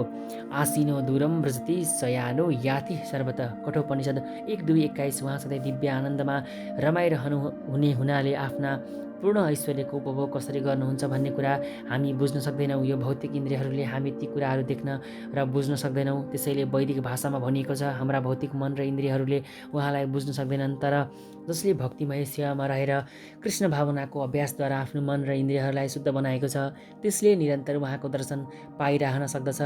ब्रह्म संहितामा के भनिएको छ भने जसले परमेश्वरप्रति प्रेमको विकास गरिसकेको छ त्यस्तो व्यक्तिले उहाँलाई नित्य निरन्तर देख्न सक्दछ। भगवद् गीतामा पनि यसको पुष्टि गर्दै भनिएको छ, केवल भक्तिद्वारा मात्र उहाँलाई देख्न सकिन्छ। भक्त्या त्वनन्या शक्य अविभक्तं च भूतेषु विभक्तमिव च स्थितं भूतभर्ती च तज्ञेयं ग्रहशृणु प्रभविष्णु च। परमात्मा सम्पूर्ण जीवात्माहरूबीच विभाजित हुनुभए जस्तो देखिए पनि उहाँ कहिल्यै विभाजित हुनुहुन्न। उहाँ एउटै स्वरूपमा अवस्थित हुनुहुन्छ। उहाँ प्रत्येक जीवात्माका पालनकर्ता भए पनि उहाँले सबैको विनाश पनि गर्नुहुन्छ र विकास पनि गर्नुहुन्छ भन्ने कुरा बुझ्नु पर्दछ। भगवान प्रत्येक कार्यदेयमा परमात्माका रूपमा निवास गर्नुहुन्छ। के यसको अर्थ उहाँ विभाजित हुनुहुन्छ भन्ने हो? होइन, वास्तवमा उहाँ एउटै हुनुहुन्छ। यस सम्बन्धमा सूर्यको उदाहरण लिन सकिन्छ। मध्याह्नमा सूर्य आफ्नै स्थानमा अवस्थित हुन्छन्, तर मानिस चारैतिर 5-5 हजार माइल टाढा गएर सूर्य कहाँ छ भनेर सोधे पनि हरेकले सूर्य मेरो शिरमाथि चम्किरहनेछ भन्ने उत्तर दिन्छन्। भगवान अविभाजित हुनुहुन्छ, तैपनि विभाजित भएर रहे जस्तो देखिनुहुन्छ भन्ने देखाउन वैदिक साहित्यमा यो उदाहरण दिएको छ। वैदिक साहित्यमा अर्को के पनि भनिएको छ भने जसरी धेरै ठाउँमा रहेका धेरै मानिसहरू एउटै सूर्य देखा पर्दछ, त्यसै गरी एक भगवान विष्णु पनि आफ्ना सर्वशक्तिमत्ताद्वारा सर्वत्र उपस्थित हुनुहुन्छ। परमेश्वर प्रत्येक जीवात्माका पालनकर्ता भए पनि प्रलयका समयमा उहाँले सबैलाई निलिदिनुहुन्छ। यसको पुष्टि 11औं अध्यायमा भइसकेको छ। त्यहाँ भगवान भन्नुहुन्छ, म कुरुक्षेत्रमा जम्मा भएका सम्पूर्ण योद्धाहरूलाई निल्न आएको हुँ। उहाँले म कालको रूपमा सबैलाई निलिदिन्छु भन्नुभएको उल्लेख पनि त्यहाँ छ। उहाँ प्रलयकारी र सबैका संहारकर्ता पनि हुनुहुन्छ। सृष्टिको समयमा उहाँ सबै प्राणीहरूलाई तिनीहरूका आफ्ना आफ्नै मौलिक रूपमा विकास गर्नुहुन्छ र प्रलयका समयमा सबैको संहार गर्नुहुन्छ। वैदिक ऋचाहरूले भगवान नै सम्पूर्ण जीवात्माका मूल स्रोत हुनुहुन्छ र सबैका अन्तिम आश्रय पनि उहाँ नै हुनुहुन्छ भन्ने सत्यको पुष्टि गर्दछन्। सृष्टिपछि हरेक वस्तु उहाँको सर्वशक्तिमत्तामा अडिन्छन् र प्रलयपछि हरेक वस्तु फेरि उहाँको आश्रममा फर्किन्छन्। निम्नलिखित वैदिक स्तोत्रहरूले यही कुराको पुष्टि गर्छन्। यतो वा इमानि भूतानि जायन्ते येन जातानि जीवन्ति यत्प्रयन्त भिंसभिसन्ति तद्ब्रह्मद विजिज्ञास्व। तैत्तरीय उपनिषद 3:1। ज्योतिषामपि तज्ज्योतिस्तमसः परुचितमुच्यते ज्ञानं ज्ञेय ज्ञानगम्य हृदि सर्वस्य विष्ठितम्। भगवान सबै प्रकाशमान वस्तुका प्रकाशका स्रोत हुनुहुन्छ। उहाँ भौतिक अन्धकारभन्दा पर हुनुहुन्छ र अप्रकट हुनुहुन्छ। उहाँ नै ज्ञान हुनुहुन्छ। उहाँ नै ज्ञानका विषय हुनुहुन्छ र उहाँ नै ज्ञानका लक्ष्य पनि हुनुहुन्छ। उहाँ प्रत्येक कार्यदेयमा विराजमान हुनुहुन्छ। परमात्मा अर्थात् भगवान सूर्य, चन्द्रमा र ताराहरू जस्ता प्रकाशमान वस्तुहरूमा हुने प्रकाशका स्रोत हुनुहुन्छ।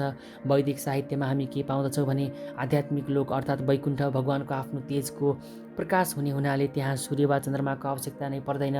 यो भौतिक जगतमा त्यो ब्रह्मज्योति अर्थात् भगवानको आध्यात्मिक तेज महत्तत्व अर्थात् भौतिक तत्त्वहरूले ढाकिएको हुनाले यहाँ हामीलाई प्रकाशका निमित्त सूर्यको, चन्द्रमाको र बिजुली इत्यादिको सहायता चाहिन्छ। तर आध्यात्मिक जगतमा यस्ता वस्तुहरूको आवश्यकता पर्दैन। वैदिक साहित्यमा स्पष्ट भनिएको छ, भगवानको प्रकाशमान ज्योतिका कारणले त्यहाँ हरेक वस्तु प्रकाशित हुन्छन्। अतः स्पष्ट छ, भगवानको अवस्थिति यस भौतिक संसारमा छैन। उहाँ यहाँबाट धेरै धेरै टाढा आध्यात्मिक आकाशको वैकुण्ठ लोकमा विराजमान हुनुहुन्छ। यसको पुष्टि पनि वैदिक साहित्यमा भएको छ। आदित्य वर्णम तमस परस्तात्, श्वेताक्षर उपनिषद 3:8। उहाँ नित्य प्रकाशमान सूर्य जस्तै हुनुहुन्छ, तर यो भौतिक जगतको अन्धकारभन्दा धेरै धेरै टाढा हुनुहुन्छ।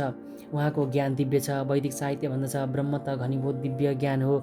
जो वैकुण्ठ लोकमा जान उत्सुक छ त्यसलाई हरेक कार्यदेहमा निवास गर्ने परमेश्वरद्वारा नै ज्ञान प्रदान गरिएको हुन्छ। एउटा वैदिक मन्त्र श्वेताक्षर उपनिषद 6:18 भन्दछ, ताहम देवम आत्मबुद्धि प्रकाशम मुमुक्षुर्वै शरणमहम प्रपद्ये। अर्थात् मुक्तिको चाहना गर्ने मानिसले भगवानको शरणमा नै जानुपर्दछ।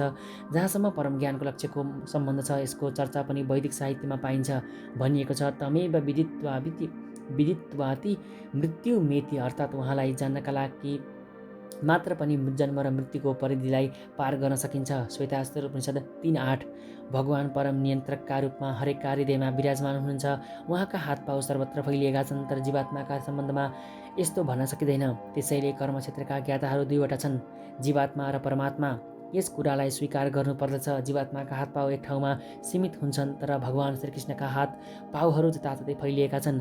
श्वेताक्षर उपनिषद 3:17 यसको पुष्टि यसरी गरिएको छ, सर्वस्य प्रभुमि सानम सर्वस्य शरणम बृहत्, अर्थात् भगवान वा परमात्मा सम्पूर्ण प्राणीहरूको स्वामी हुनुहुन्छ। त्यसैले उहाँ सबै जीवात्माका परम आश्रय पनि हुनुहुन्छ। अतः परम परमात्मा र व्यष्टि जीवात्मा अत्यन्त भिन्न हुन् भन्ने सत्यलाई अस्वीकार गर्न सकिँदैन। इति क्षेत्रम तथा ज्ञानम ज्ञेय चोक्तम समासत, मदभक्तम एतदिज्ञाय मदभावायुपपथे। यस प्रकार मैले कर्मक्षेत्र, शरीर, ज्ञान र ज्ञेयका विषयमा संक्षेपले वर्णन गरे। केवल मेरा भक्तहरूले मात्र यसलाई राम्रोसँग बुझ्न सक्दछन् र बुझेर मेरो स्वभावलाई प्राप्त गर्दछन्। भगवानले शरीर, ज्ञान र ज्ञेयलाई यहाँ संक्षेपमा वर्णन गर्नुभयो। यो तीनवटा ज्ञान पक्षको हुन्छ, ज्ञाताको, ज्ञेयको र जान्ने प्रक्रियाको। यी तीनवटा कुराको समष्टिलाई विज्ञान भनिन्छ। पूर्ण ज्ञान भगवानका शुद्ध भक्तहरूबाट प्रत्यक्ष रूपले प्राप्त गर्न सकिन्छ। अरूले यसको महत्त्व बुझ्न सक्दैनन्।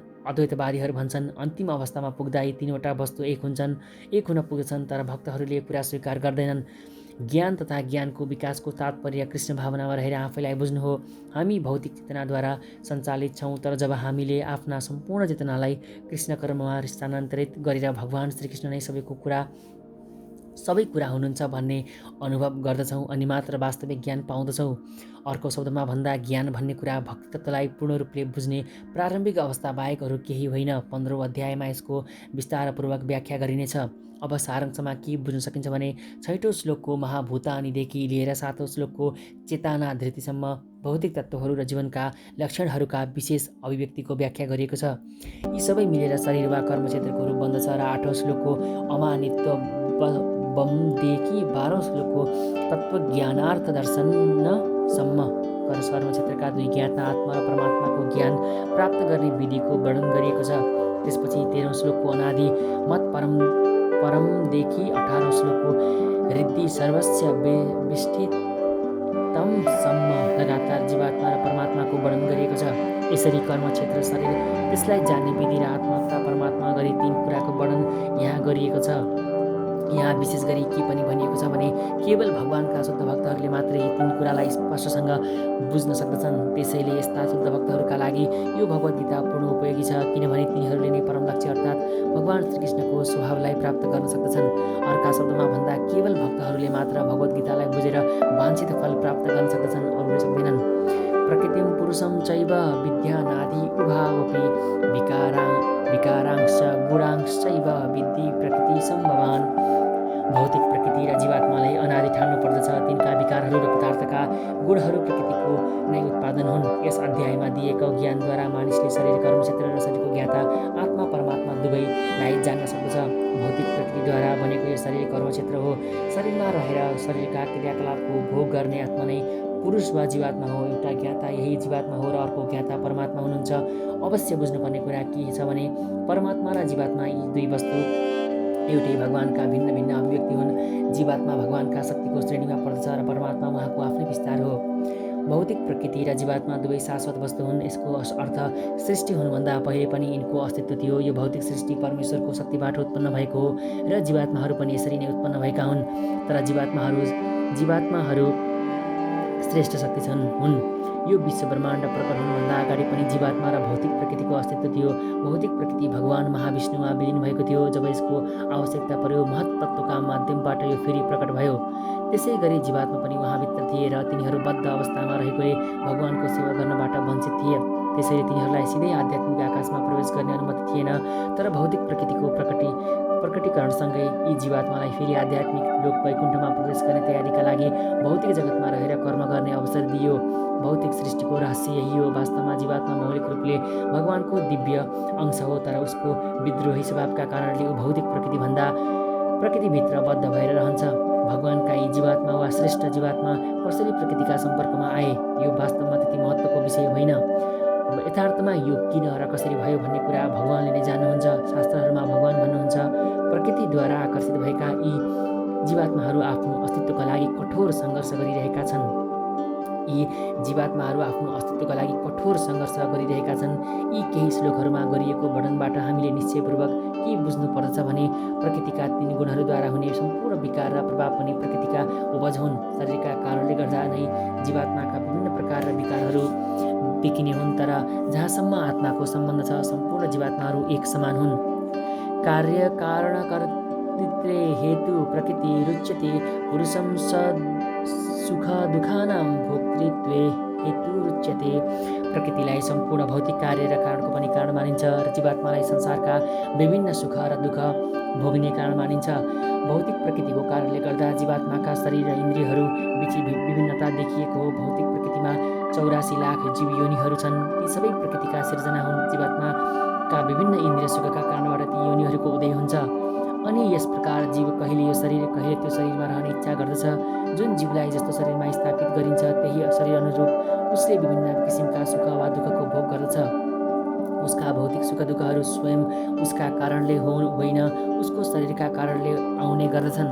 आफ्नो मूल स्वरूपमा रहँदा जीवलाई भोगको कुनै वास्ता हुँदैन। त्यसैले त्यही नै उसको वास्तविक स्थिति हो। यस प्रकृतिमाथि स्वामित्व जमाउने चाहनाले गर्दा ऊ संसारमा आउँदछ। आध्यात्मिक जगतमा यस्ता कुनै वस्तु हुँदैनन्। आध्यात्मिक जगत विशुद्ध छ, तर भौतिक जगतमा प्रत्येक व्यक्तिले विभिन्न किसिमका शारीरिक सुख पाउनका लागि कठिन सङ्घर्ष गरिरहन्छन्। यो शरीर इन्द्रियहरूको परिणाम हो भन्दा कुरा अझ स्पष्ट हुन सक्दछ। इन्द्रियहरू आफ्ना चाहनाहरूलाई तृप्त गर्ने उपकरण हुन्। समग्रमा शरीर र उपकरणरूपी इन्द्रियहरू भौतिक प्रकृतिका देन हुन्। आगामी श्लोकमा यो अझ स्पष्ट हुनेछ। जीवात्माले उसका पूर्वजन्मका इच्छा आकाङ्क्षा र कर्मअनुसार परिस्थितिको अनुकूल वरदान वा अभिशाप पाउँदछ। जीवको इच्छा तथा कर्मअनुसार उसलाई प्रकृतिले विभिन्न किसिमका शरीररूपी आवास गृहमा स्थापित गर्दछिन्।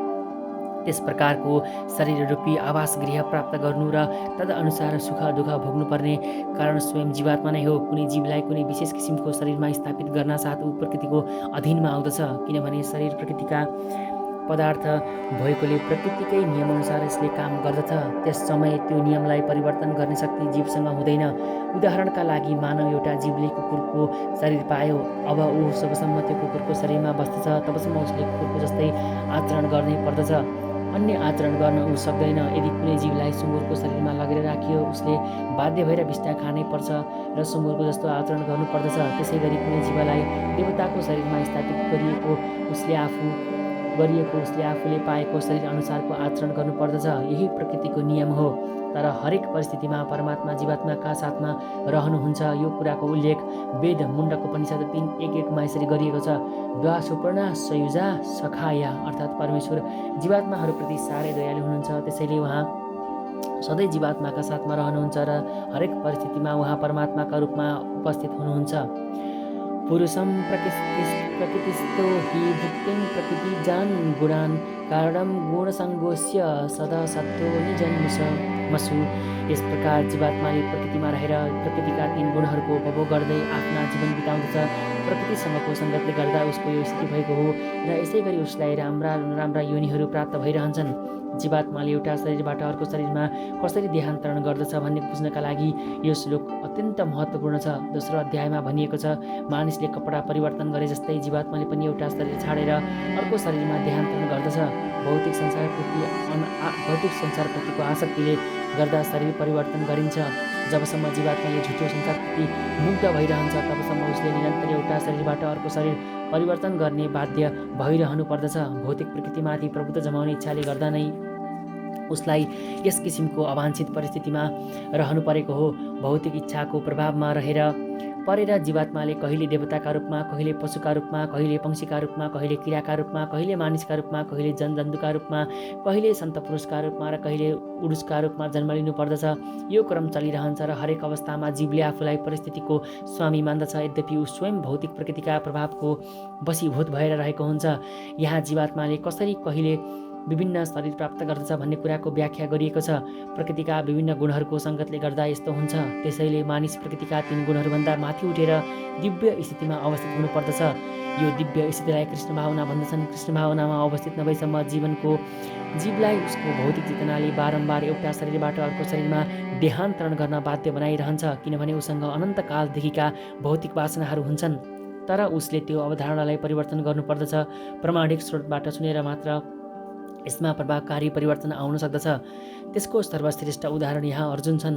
उनले भगवान श्रीकृष्णबाट भगवत विज्ञानको श्रवण गरिरहेका छन्। जीवात्माले पनि यो श्रवण विधि अपनाएमा लामो समयदेखि रहँदै आएको प्रकृतिमाथि प्रभुत्व कायम गर्ने अभिलाषा हराउँदै जानेछ र बिस्तारै समानुपातिक रूपले प्रभुत्व जमाउने लामो इच्छा घट्दै जाँदा उसलाई आध्यात्मिक सुखको अनुभूति हुँदै जानेछ। एउटा वैदिक मन्त्रमा भनिएको छ, भगवानको सङ्गत पाएर मानिस जति विद्वान हुँदै जान्छ त्यति अनुपातमा उसले शाश्वत आनन्दमय जीवनको आस्वादन गर्दै जान्छ। उपदष्ट्रा नुमन्ता च भर्ता भोक्ता महेश्वर परमात्मेति चाप्युक्तो देहिस्मि न पुरुषम परः। यो शरीरमा एउटा अर्को पनि दिव्य भोक्ता हुनुहुन्छ। उहाँ साक्षी र अनुमति दिने परम स्वामी तथा ईश्वर हुनुहुन्छ र उहाँ परमात्मा भनेर चिनिनुहुन्छ। यहाँ भनिएको छ, निरन्तर जीवात्माका साथमा रहने परमात्मा परमेश्वरको प्रतिनिधि हुनुहुन्छ। उहाँ सामान्य जीवात्मा हुनुहुन्न। अद्वैतवादी दार्शनिकहरू शरीरको ज्ञाता एउटा छ भन्दछन्। उनीहरूका विचारमा परमात्मा र जीवात्मामा कुनै भिन्नता छैन। यसको स्पष्टीकरणका लागि भगवान भन्नुहुन्छ, म प्रत्येक शरीरमा परमात्माका रूपमा निवास गर्दछु। उहाँ जीवात्माभन्दा भिन्न हुनुहुन्छ, दिव्य हुनुहुन्छ। जीवात्माले कुनै एउटा विशेष क्षेत्रका कर्मको मात्र भोग गर्दछ, तर परमात्मा कुनै सीमित भोक्ताका रूपमा र शारीरिक क्रियाकलापमा भाग लिनेको रूपमा मात्र नरहेर साक्षीका रूपमा, द्रष्टाका रूपमा, अनुमति दाताका रूपमा र परम भोक्ताका रूपमा उपस्थित रहनुहुन्छ। उहाँको नाम परमात्मा हो, आत्मा होइन र उहाँ दिव्य हुनुहुन्छ। आत्मा र परमात्मा भिन्दै हो भन्ने कुरा यहाँ अत्यन्त स्पष्ट छ। परमात्माका हातपाउहरू सर्वत्र फैलिएका छन्, तर जीवात्माको त्यस्तो छैन। परमात्मा परमेश्वर हुनुभएकोले उहाँ जीवात्माभित्र उसले चाहेका भौतिक भोगहरू भोग्ने अनुमति दिनका लागि उपस्थित हुनुहुन्छ। परमात्माको स्वीकृति बिना जीवात्माले केही गर्न सक्दैन। जीव भुक्त हो र परमेश्वर भोक्ता वा पालनकर्ता हुनुहुन्छ। जीवात्माहरू असङ्ख्य छन् र ती सबैमा परमेश्वर मित्रका रूपमा निवास गर्नुहुन्छ। वास्तविकता भनेको जीवात्मा परमेश्वरको शाश्वत अंश हो र यी दुवै मित्र जस्तै अत्यन्त घनिष्ठ सम्बन्धी हुन्। तर जीवात्मामा परमेश्वरको आदेशलाई अस्वीकार गर्ने तथा प्रकृतिमाथि स्वामित्व जमाउने उद्देश्यले स्वतन्त्रतापूर्वक काम गर्न खोज्ने प्रवृत्ति हुन्छ। जीवमा यस्तो प्रवृत्ति हुनाले उसलाई परमेश्वरको तटस्थ शक्ति भनिन्छ। जीवात्मा भौतिक शक्तिमा पनि रहन सक्दछ र आध्यात्मिक शक्तिमा अवस्थित हुन पनि सक्दछ। जहिलेसम्म जीव भौतिक शक्तिद्वारा बद्ध हुन्छ तबसम्म परमेश्वर उसलाई आध्यात्मिक शक्तितर्फ फर्काउनका लागि मित्र वा परमात्माका रूपमा उसको साथमा निवास गर्नुहुन्छ। भगवान उसलाई पुनः आध्यात्मिक शक्तिमा फिर्ता लैजान सधैँ उत्सुक हुनुहुन्छ, तर आफ्नो थोरै स्वतन्त्रताका कारणले जीवात्माले आध्यात्मिक प्रकाशको सङ्गतलाई निरन्तर अस्वीकार गरिरहन्छ। स्वतन्त्रताको यो दुरुपयोग नै बद्ध प्रकृतिमा उसको भौतिक सङ्घर्षको कारण हो। त्यसैले भगवानले भित्र र बाहिर दुवैतिरबाट सधैँ उपदेश दिइरहनुहुन्छ। भगवानले बाहिरबाट भगवत गीतामा बताइएअनुसार उपदेश दिनुहुन्छ र भित्रबाट उहाँले जीवलाई भौतिक क्षेत्रमा गरिएका तिम्रा क्रियाकलाप तिमीलाई वास्तविक सुख दिने काममा सहयोगी हुँदैनन् भनेर सम्झाउनुहुन्छ र भन्नुहुन्छ, यस्तो काम छोडिदेऊ र तिम्रो विश्वासका मतिर फर्काऊ, अनि मात्र तिमी सुखी हुनेछौ। यसरी बुद्धिमान व्यक्ति जसले आफ्ना श्रद्धा भगवान वा परमात्मामा लगाउँदछ त्यसले सच्चित र आनन्दमय जीवनतिर प्रगति गर्न थाल्दछ। य एवं वेत्ति पुरुषं प्रकृति च गुणौ सह सर्वथा वर्तमानोऽपि न स भूयो विजायते। जसले प्रकृति, जीवात्मा र प्रकृतिका गुणहरूको अन्तर्क्रियासँग सम्बन्धित दर्शन बुझ्दछ त्यसले अवश्य मोक्ष पाउँदछ। वर्तमान स्थिति स्थिति जस्तो भए पनि त्यसले पुनर्जन्म लिनु पर्दैन। प्रकृति, परमात्मा, जीवात्मा र यिनका बीचको अन्तरसम्बन्धको स्पष्ट जानकारीले मानिसलाई मुक्त हुन योग्य बनाउँदछ र भौतिक प्रकृतितिर फर्कन बाध्य नभई आध्यात्मिक वातावरणतर्फ नै फर्कन योग्य बनाउँदछ। ज्ञानको प्रतिफल यही हो। जीवात्मा संयोगवश यस भौतिक जगतमा फ्याँकिनु परेको कुरालाई स्पष्टसँग बुझ्नु नै ज्ञानको लक्ष्य हो। प्रमाणिक आचार्यहरू, सन्त पुरुषहरू र गुरुका सत्सङ्गमा रहेका मानिसले आफ्ना निजी प्रयासद्वारा आफ्नो स्थितिलाई बुझ्नु पर्दछ अनि भगवानले जुन रूपमा भगवत गीताको उपदेश दिनुभएको छ त्यसलाई त्यसै रूपमा बुझेर आफूलाई आध्यात्मिक चेतना वा कृष्ण भावनामा फर्काउनु पर्दछ। यति गरेपछि उसले फेरि कहिले पनि यो भौतिक संसारमा जन्म लिनु पर्दैन र ऊ सच्चिदानन्दमय जीवन बिताउनका लागि वैकुण्ठ लोकमा स्थानान्तरित हुन्छ। ध्यानेन आत्मानि पश्यन्ति केचिदात्मा नमात्मना अन्ये साख्येन योगेन कर्मयोगेन चापरे। कसैले ध्यानद्वारा परमात्मालाई आफैभित्र देख्दछन्, कोही ज्ञानको विकासद्वारा र कोही अरू कसैले निष्काम कर्मद्वारा पनि परमात्माको दर्शन पाउँदछन्। अर्जुनलाई सूचित गर्दै भगवान भन्नुहुन्छ, जहाँसम्म आत्मा साक्षात्कारका लागि मानिसको खोज अनुसन्धानको प्रसङ्ग छ त्यस्ता बद्धजीवहरूलाई दुई वर्गमा विभाजन गर्न सकिन्छ। जो नास्तिक, जडवादी र संशयवादी छन् तिनीहरू आध्यात्मिक अवधारणाभन्दा पर छन्, तर अरूहरू जो आफ्नो आध्यात्मिक जीवन सम्बन्धी ज्ञानप्रति श्रद्धावान छन् ती आत्मदर्शी भक्तहरू नै यथार्थमा दार्शनिक र कर्मयोगी हुन्। जो सधैँ अद्वैतवादी सिद्धान्तको स्थापना गर्न चाहन्छन् तिनीहरू पनि नास्तिक, जडवादीमा गनिन्छन्। अर्को शब्दमा केवल भगवानका भक्तहरू नै आध्यात्मिक ज्ञानमा राम्रोसँग अवस्थित हुन्छन्, किनभने तिनीहरूले यो भौतिक जगतभन्दा पर वैकुण्ठ लोक छ र त्यहाँ भगवान हुनुहुन्छ अनि उनै सर्वव्यापी भगवान हरेकका हृदयमा परमात्माका रूपमा विस्तारित भएर रहनुहुन्छ भन्ने बुझेका हुन्छन्। निश्चय नै केही व्यक्तिहरू यस्ता छन् जो ज्ञानको विकासद्वारा भगवानलाई जान्ने प्रयास गर्दछन्, तिनीहरूलाई पनि श्रद्धावानहरूको पङ्क्तिमा गन्न सकिन्छ। सांख्य दार्शनिकहरू यो भौतिक जगतलाई 24 तत्त्वका रूपमा विश्लेषण गर्दछन् र आत्मालाई 25औँ तत्त्व मान्दछन्। जब तिनीहरू व्यष्टि आत्माको प्रकृतिलाई भौतिक तत्त्वहरूभन्दा परको वस्तु हो भन्ने बुझ्न सक्षम हुन्छन् त्यस समय जीवात्माभन्दा माथि भगवान हुनुहुन्छ भन्ने कुरा बुझ्न पनि तिनीहरू समर्थ हुनेछन्। यसरी हेर्दा भगवान 26औँ तत्त्वमा पर्नुहुन्छ। यसरी बिस्तारै तिनीहरू पनि कृष्ण भावनाको भक्तिको स्तरसम्म आइपुग्दछन्। फलको आशा नराखी कर्म गर्नेहरू पनि आफ्नो आचरणमा पूर्ण हुन्छन्। उनीहरूलाई कृष्ण भावनाको भक्तिको स्तरसम्म उन्नति गर्ने अवसर दिइन्छ। यहाँ भनिएको छ, केही मानिसहरू शुद्ध चेतना भएका हुन्छन् र तिनीहरू ध्यानद्वारा परमात्मालाई प्राप्त गर्ने प्रयत्न गर्दछन्। जब तिनीहरूले आफैभित्र परमात्मालाई प्राप्त गर्दछन् त्यस समय तिनीहरू दिव्य स्थितिमा आइपुग्दछन्। यसै गरी ज्ञानको विकासद्वारा परमात्मालाई जान्न खोज्ने व्यक्तिहरू पनि छन् र हठयोग पद्धतिको अनुसरण गर्दै बच्चाले खेले जस्तै गरेर भगवानलाई सन्तुष्ट पार्ने प्रयास गर्नेहरू पनि छन्। अन्येत्येव मजानन्त श्रुत्वान्येभ्य उपासते तेऽपि चाति तरन्त्येव मृत्युश्रुतिपरायणः। आध्यात्मिक ज्ञानबाट अपरिचित व्यक्तिहरूले अरूबाट सुनेर भगवानको पूजा गर्न थाल्दछन्। प्रमाणिक व्यक्तित्वहरूबाट सुन्ने मनोवृत्ति भएका ती व्यक्तिहरूले पनि जन्म र मृत्युको पातलाई पार गर्दछन्। यो श्लोक व्यावहारिक रूपले आधुनिक समाजमा लागू हुन्छ, किनभने वर्तमान आधुनिक समाजमा आध्यात्मिक विषयको व्यावहारिक शिक्षा दिइँदैन। केही मानिसहरू नास्तिक देखिन्छन्, केही संशयवादी देखिन्छन् वा कतिपय दार्शनिक पनि देखिन्छन्, तर तिनलाई दर्शनको वास्तविक ज्ञान हुँदैन। जहाँसम्म सामान्य मानिसहरूका सन्दर्भ छ, यदि तिनीहरू पुण्यात्मा भएमा श्रवणद्वारा प्रगति गर्ने अवसर तिनलाई प्राप्त हुन्छ। यो श्रवण विधि अति महत्त्वपूर्ण छ। आधुनिक जगतमा कृष्ण भावनाको प्रचार गर्ने भगवान चैतन्य महाप्रभुले श्रवण विधिलाई विशेष जोड दिनुभएको छ, किनभने साधारण मानिसले पनि आधिकारिक स्रोतबाट केवल श्रवण मात्र गरे पनि उसले प्रगति गर्न सक्दछ। विशेष गरी भगवान चैतन्य महाप्रभुका अनुसार यदि कसैले हरे कृष्ण कृष्ण कृष्ण हरे हरे, हरे राम राम राम हरे हरे यो महामन्त्रको दिव्य ध्वनि श्रवण गरेमा उसको प्रगति हुन्छ। त्यसैले पनि भनिएको छ, सबैले महान तथा सिद्ध आत्माबाट श्रवण गरेर लाभ लिनुपर्दछ र बिस्तारै सबै कुरा बुझ्ने सक्ने हुनुपर्दछ, अनि मात्र निसन्देह भगवानको पूजा उपासना हुनेछ। भगवान चैतन्य महाप्रभुले भन्नुभएको छ, यस युगमा कसैले पनि आफ्नो स्थितिलाई परिवर्तन गर्नुपर्ने आवश्यकता छैन, तर काल्पनिक तर्कहरूद्वारा परम सत्यलाई बुझ्ने प्रयत्नलाई त्यागिदिनु पर्दछ। मानिसले परम सत्यको ज्ञान प्राप्त गरेका महापुरुषहरूको सेवक बन्न सिक्नु पर्दछ। यदि कसैले शुद्ध भक्तको आश्रय लिएर तिनबाट आत्मा साक्षात्कारका सम्बन्धमा सुन्ने पर्याप्त सौभाग्य समेत पाएको छ र उनकै चरण चिन्हको अनुसरण गरेको छ भने त्यो व्यक्ति बिस्तारै शुद्ध भक्तको स्तरमा पुग्दछ। यस श्लोकमा श्रवण विधिलाई नै बलपूर्वक सिफारिस गरिएको छ र यो अत्यन्त उपयुक्त पनि छ। सामान्य मानिसहरू प्राय तथाकथित दार्शनिकहरू जस्ता समर्थ हुँदैनन्। श्रद्धापूर्वक प्रमाणिक आचार्यबाट गरिएको श्रवणले नै तिनलाई यस भौतिक जगतबाट पार भई भगवत धाममा फर्कन सहायता पुर्याउँदछ। यावत् सञ्जायते किञ्चित् सत्त्वं स्थावरजङ्गमम् क्षेत्र क्षेत्रज्ञ संयोगात् द्वितीय भरतर्षभ। हे भरतवर्ष, यो अस्तित्वमा चर र अचर प्राणीहरू जे जति तिमीले देखिरहेका छौ त्यो सबै केवल कर्मक्षेत्र र कर्मक्षेत्रका ज्ञाताको संयोग मात्र हो। यस श्लोकमा ब्रह्माण्डको सृष्टि हुनुभन्दा अगाडि नै पनि अस्तित्वमा रहेको भौतिक प्रकृति र जीवात्मा दुवैको व्याख्या गरिएको छ। जुन जुन वस्तु सृजित छन् ती सबै जीवात्मा र भौतिक प्रकृतिका संयोजन मात्र हुन्। रुख, पहाड, डाँडा आदि धेरै अचर सृष्टि छन् जो गतिशील छैनन्। त्यसै गरी धेरै विचरणशील प्राणीहरूको पनि अस्तित्व छ। यी सबै भौतिक प्रकृति र पराप्रकृति वा जीवात्माको संयोगबाट उत्पन्न भएका हुन्। पराप्रकृतिको स्पर्श बिना जीवात्मा सहित कुनै पनि वस्तु उत्पन्न हुन सक्दैन। भौतिक प्रकृति र आध्यात्मिक प्रकृति बीचको सम्बन्ध शाश्वत चलिरहन्छ र यी संयोग परमात्माद्वारा प्रभावित हुन्छ। त्यसैले भगवान पराप्रकृति र अपराप्रकृति दुवैका नियन्त्रक हुनुहुन्छ। भौतिक प्रकृति उहाँद्वारा नै निर्मित छ र पराप्रकृतिलाई यहाँ भौतिक प्रकृतिभित्र राखिएको छ। यसरी यी सबै सम्पूर्ण क्रियाकलापहरू र अभिव्यक्तिहरू सम्पन्न हुन्छन्।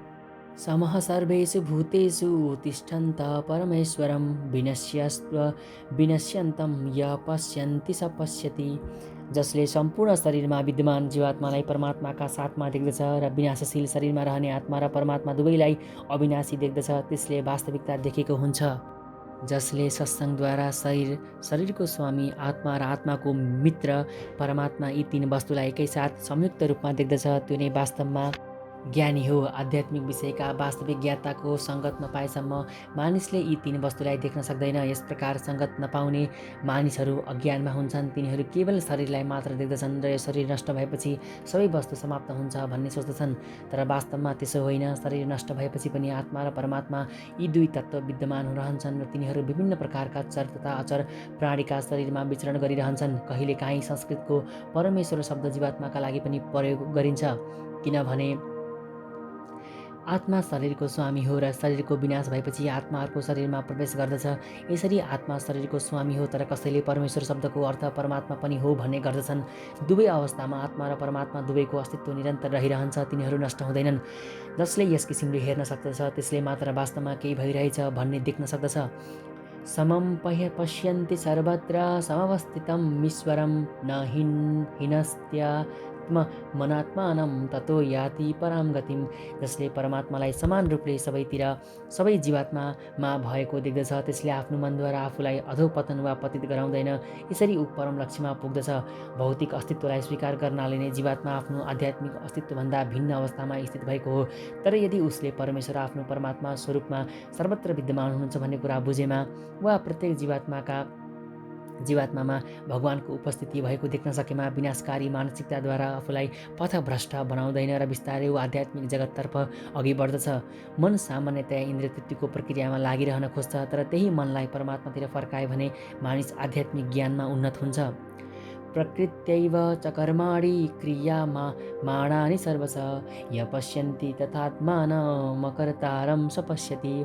जसले प्रकृतिबाट उत्पन्न भएको शरीरद्वारा नै सम्पूर्ण कार्यहरू भएको देख्दछ र आत्माले केही नगरेको देख्दछ त्यही नै वास्तविक द्रष्टा हो। यो जो शरीर परमात्माको निर्देशन प्रकृतिद्वारा बनाइएको हो र शरीरका जे जति कामहरू छन् ती उसले गरेको होइन। मानिस सुखका लागि वा दुःखका लागि जे जस्ता काम गर्दछ शारीरिक संरचनाका कारणले गर्दा ऊ त्यो काम गर्न बाध्य हुन्छ।